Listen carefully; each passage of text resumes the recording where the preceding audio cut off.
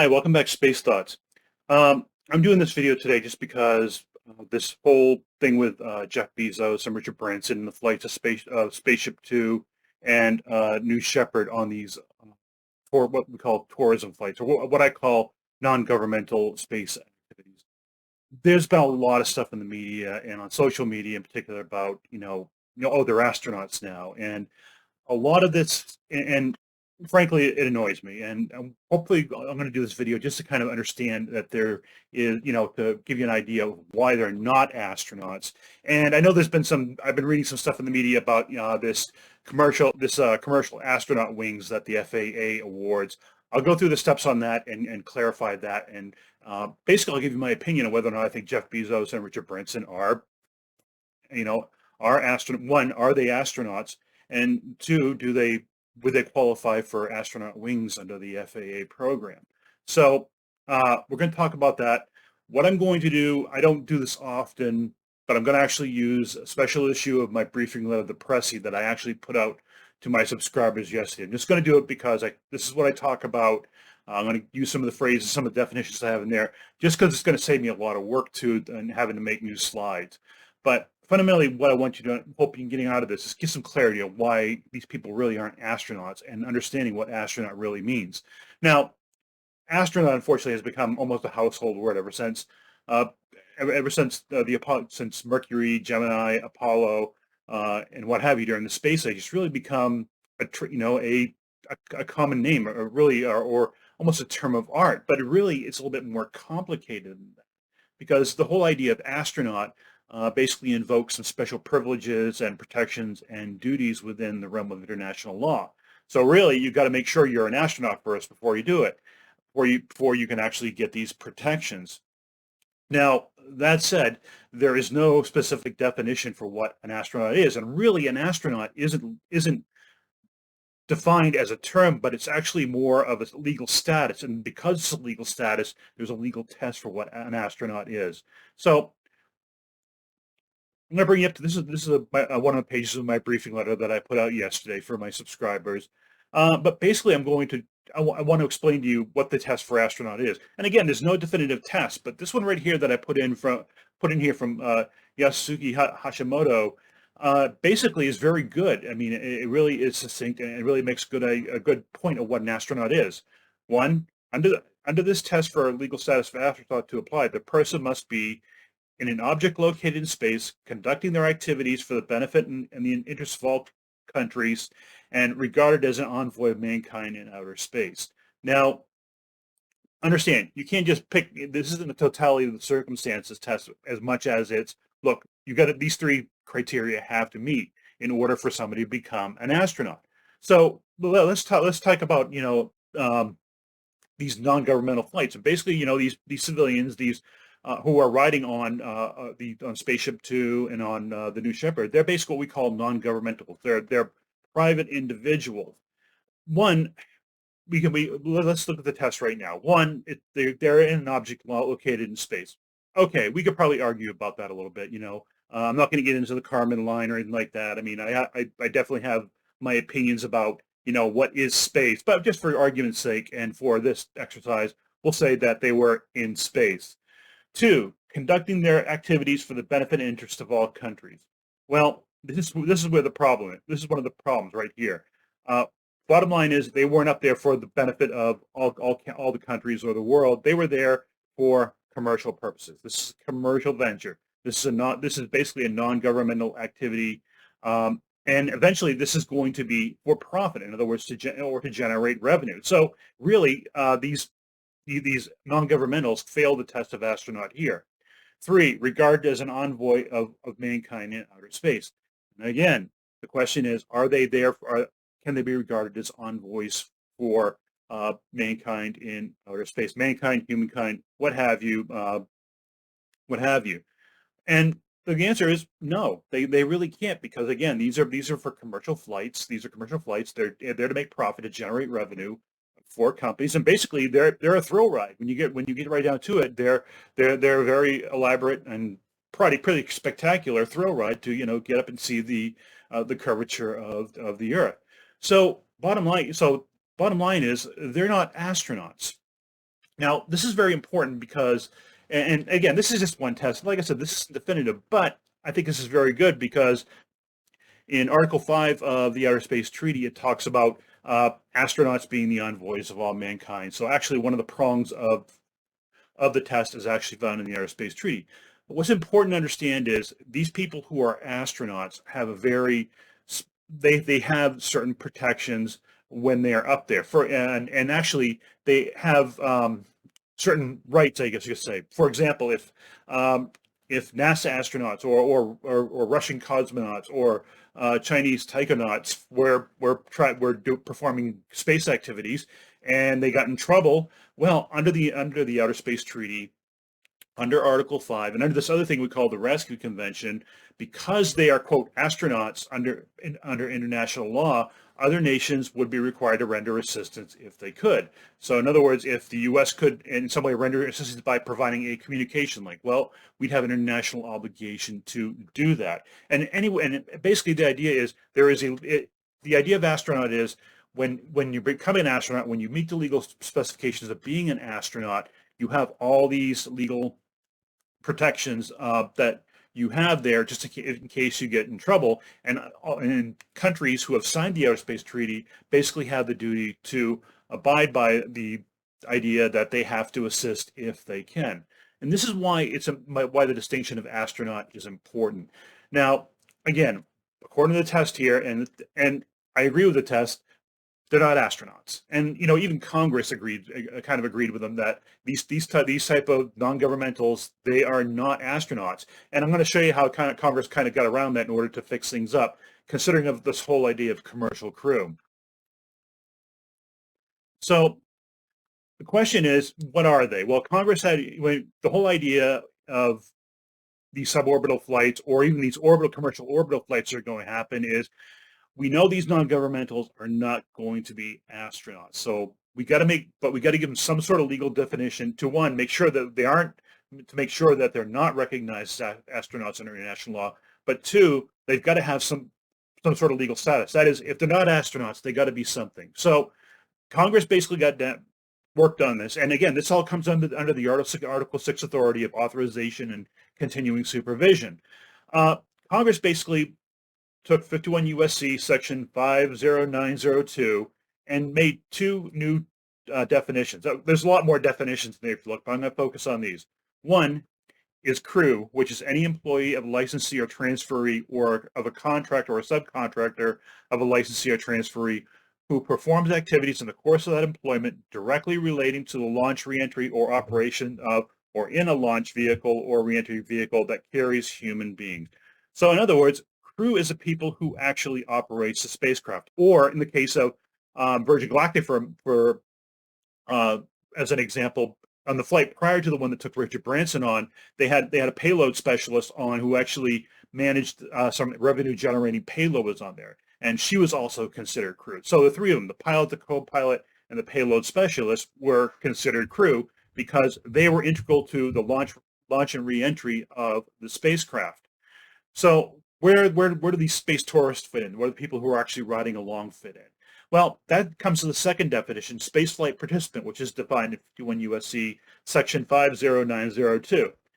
Spaceflight participant is an individual who is not crew or a government astronaut, and we'll get to that term in a minute, carried within a launch vehicle or a reentry vehicle. In other words, they are the passengers, and that's basically it. So in other words, there's crew who operate the craft, and there's passengers. So now that we have those two definitions, I'm going to look at the two separate flights, because really, and decide whether or not, basically we're going to separate them. Now, you had the Virgin Galactic flight with Richard Branson and the other people who flew along as passengers on there, but you also had two crew. So you had a pilot and a co-pilot on there. They're crew. They're the ones who operate the vehicle. They're the ones who launch it. They're the ones who guide it during flight. They're the ones who get it through reentry. So they're the crew. But then you had Richard Branson and the people who were with him who were just along for the ride. They are the space flight participants. In other words, they are not crew. Jeff Bezos, his journey into space, is a little bit different because the New Shepard vehicle is pretty much automated. In other words, there's nobody when the launch of that spacecraft doesn't require any human intervention. It is all automated. So what were Jeff Bezos and his crew? Were they actually physically, were they crew under the definition that I just gave you of crew, or were they just spaceflight participants? Well, my argument is they were spaceflight participants. In other words, they were just along for the ride. The spacecraft did all the work. There was no human interaction or no human. After somebody pressed the button to launch, basically it was an automated sequence, and it went on its own. There was no crew on board that spacecraft. It was just spaceflight participants. And we're going to talk about that. So these are two critical distinctions because we're going to talk about the FAA's commercial astronaut wings program in a moment. So we have these two separations here, but Congress got into a kind of a dilemma because we had this thing that started many years back called the Commercial Crew Program. And basically the idea of commercial crew is NASA astronauts or astronauts, real astronauts who meet that definition of that I showed you earlier, will launch on a commercial spacecraft, and that's the SpaceX Crew Dragon and the Starliner, which is going to do its second test launch at the end of July. So the question, NASA's problem was, well, by the definition we have here of crew and spaceflight participants, they're really not astronauts. They do not have the protections of an astronaut in terms of international law. So in other words, if Congress had just let this alone and not done something about it, we would have basically, NASA astronauts would have been regulated to either crew or spaceflight participants, or both, considering that not all personnel on board those spacecraft would be responsible for actually operating the craft, or at least assisting with operating the craft. So from what I understand, these are mostly automated sequences anyways.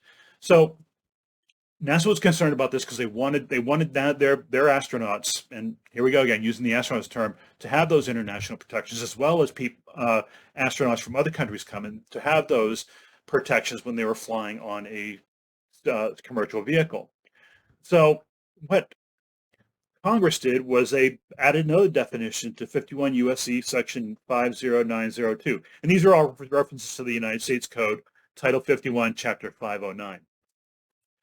So they added the designation of government astronaut. Government astronaut means an individual who is designated by the National Aeronautics and Space Administration under Section 20113N, and you can look that up if you want, is carried within a launch vehicle or reentry vehicle in the course of his or her employment, which may include performance of activities directly relating to launch, reentry, or other operation of the launch vehicle or reentry vehicle, and is either an employee of the United States government, including the uniformed services, engaged in the performance of a federal function under authority of law or an executive act, or an international partner astronaut. So in other words, any NASA employee that flies on one of these commercial vehicles is a government astronaut, which means they get those which means they're going to have those protections if something happens when they're up there in outer space or perform in the course of their mission. Same thing with any of the partners from the International Space Station who come along and to actually get a ride on one of these commercial launch vehicles as well. They are astronauts. They have the protections of astronauts when they're riding on these vehicles. So this gets back to what's going to happen in, I believe, by September 15th, the earlier. There's a mission called, I believe, is called Inspiration 4, right along that, and basically that's going to launch 3 or 4 non-governmentals, and I'm just going to call them non-governmentals, which they're not federal employees, they're private individuals on a Crew Dragon spacecraft. So fundamentally, what's going to happen is they are not going to be astronauts, but they're going to be crew. In other words, they'll probably be operating the spacecraft to some degree, and they're going to apparently make a couple orbits of the Earth and then re-enter.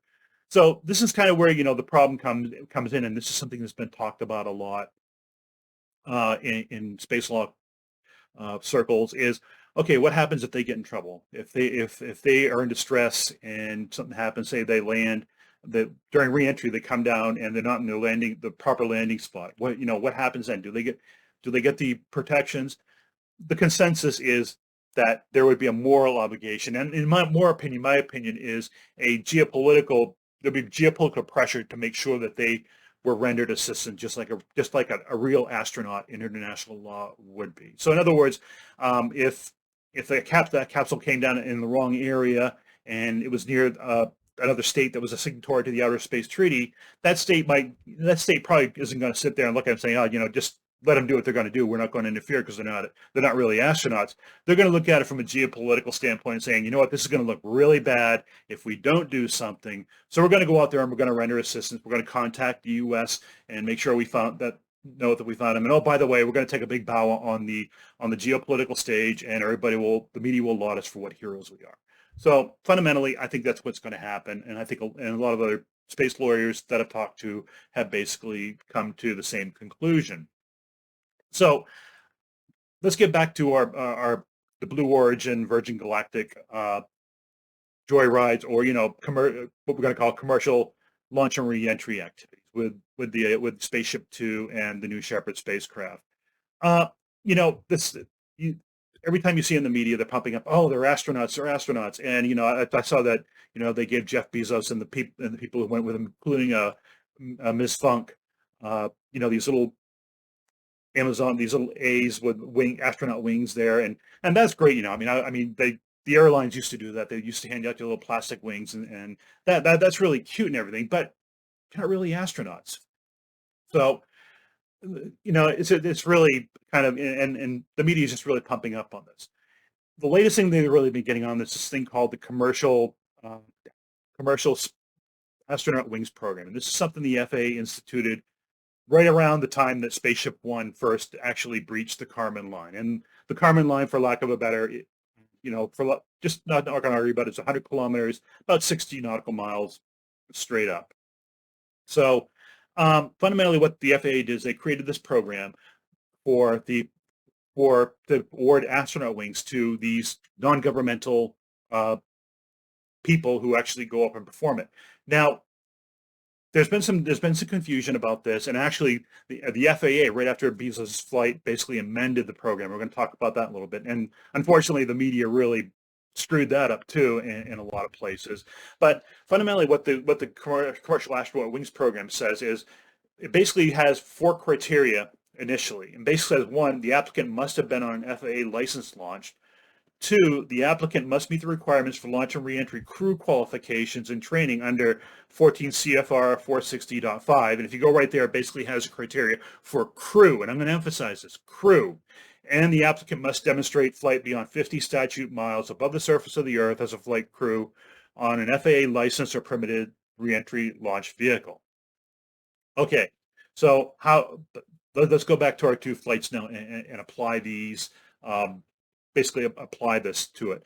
And fundamentally, let's look at the Virgin Galactic flight with Spaceship Two first. So we have the pilot and the co-pilot, and we've already assumed that they're a crew. So basically, they were on an FAA launch. They met the requirements under 14 CFR, or else they wouldn't be flying.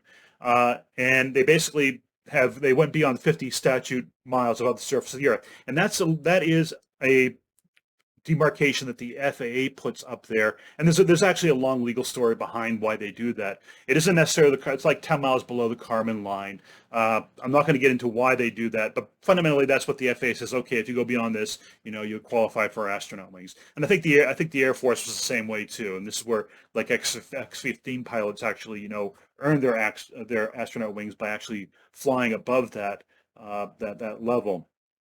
And so basically, they have met those 3 qualifications. So in my opinion, if they actually apply to the FAA, say, you know what, we want to apply for this, or even Virgin Galactic might do it on their part, they will get astronaut wings. Now, what about Richard Branson and the rest of the passengers on there, who we've already ascertained are spaceflight participants? Well, the applicant must have been on an FAA licensed launch. Yes, they were. The applicant must have met the requirements for launch and reentry and crew qualifications and training under 14 CFR 460.5. Well, here's a problem. They don't meet those qualifications because because they did not meet the qualifications for launch and reentry crew training. They're not crew, they're spaceflight participants. Now, under 14 CFR 460, there's also a specific qualification for spaceflight participants that they got to meet, which includes physical and other things. I might do a video on that at some point as what crew qualifications. But the bottom line is they never met crew qualifications for this flight. So boom, that bumps them out automatically. That one prong bumps them out. So they would not be able to receive commercial astronaut wings from the FAA. Let's go to Blue Origin. Well, Blue Origin, one, the applicant must have been on an FAA launched licensed launch. Yes, they were. The applicant must meet the requirements for launch and reentry crew qualifications and training under 14 CFR 460.5. Well, again, we ascertained before that Jeff Bezos, Ms. Funk, and et al. They were not spaceflight. They are spaceflight participants. They were not crew. They had to meet the requirements for spaceflight participants under Part 460, but they did not meet the qualifications for crew under 460. So boom, they don't qualify for astronaut wings.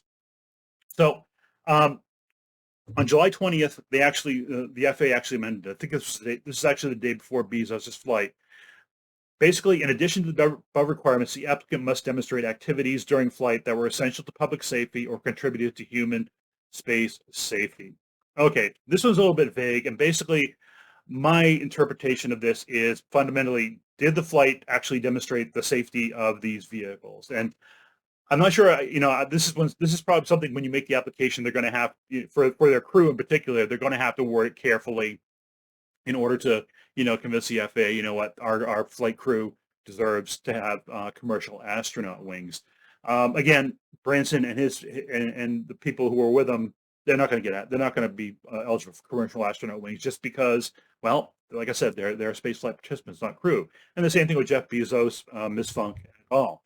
Now, there's a lot of, a lot of focus was on Ms. Funk because she was selected as one of the women for the Mercury program that actually never flew. And I think there's going to be a lot of pressure for the idea of her getting some sort of, recognition, for astronaut wings. What the FAA order also did on July 20th was created what they call an honorary commercial astronaut wings. And basically, this is something that the administrator of the FAA, or even just the Office of Commercial Space Transportation, basically can look at it and say, you know what, it would probably be a good idea if we grant this person honorary commercial space wings. And I think that's what's going to happen in this case. I mean, this is, there were a lot of focus was on her, and again, she paid her dues back, back during the Mercury program, and this would be a good gesture, and it'll definitely generate some good publicity for the FAA and such. So this is something I probably see happening. The FAA actually awarding her these wings. But as far as Jeff Bezos and the rest of them go, I really don't see it happening. I mean, it's going to be a stretch. And again, on that point, they have to apply directly to the FAA for it. The FAA isn't just going to give it to them. So that's something I really wanted to focus on. So this is kind of a quick and dirty video. I did this because, frankly, this has been annoying me to no end. I know that there's this channel on YouTube called The Angry Astronaut, and I was kind of joking before I started this video. I'm going to end up turning to being the angry space lawyer. Hopefully, we won't get to that. And it's 5 o'clock according to my cuckoo clock. But that gives you a rundown on astronaut and why these non-governmentals are not astronauts. An idea of what they are and what their legal status is in the United States in particular, and why, and basically how this whole thing is going to work. I mean, it's a little slippery. Again, astronaut's a very important word from a space lawyer's point of view, but also from the astronaut's point of view, because the real astronauts, the ones who are really strapped themselves on the rocket and doing these missions up there. I mean, fundamentally they've earned. I think they've earned it. They've gone through a heck of a lot of training for this. But it all comes down again to the idea of international law and these treaties that we've signed and committed to. Now, I think what's going to happen with the FAA model, I've seen a lot of other international space laws, in particular the UAE's domestic space law. They have similar rules about who basically crew, space flight participant, etc. And I think when you see, I know Virgin Galactic's been has an investor, I think, out of Dubai, so they are going to be, and the idea is that they want to launch some of these Virgin Galactic craft out of the UAE. So I think the same things are going to apply with them as far as the idea of astronaut wings and what their legal status is as well. But anyways, that's what I got for you today. Again, it's really a quick overview of it. I did write a blog post about this about 6 years ago because back then it was annoying me just as much as it annoys me right now about this whole thing of, astronaut. Uh, and of course, seeing the media, I mean, a lot of times the media gets it right a lot of times, but I'm seeing some major missteps in the media about this whole thing about astronaut, about this commercial astronaut program. And I think it's really it's something I just wanted to clear up and take a little bit of time this afternoon. So with that, I am looking outside and I'm going to go out and enjoy the rest of the weekend. And I hope you enjoy the rest of your weekend as well. Until next time.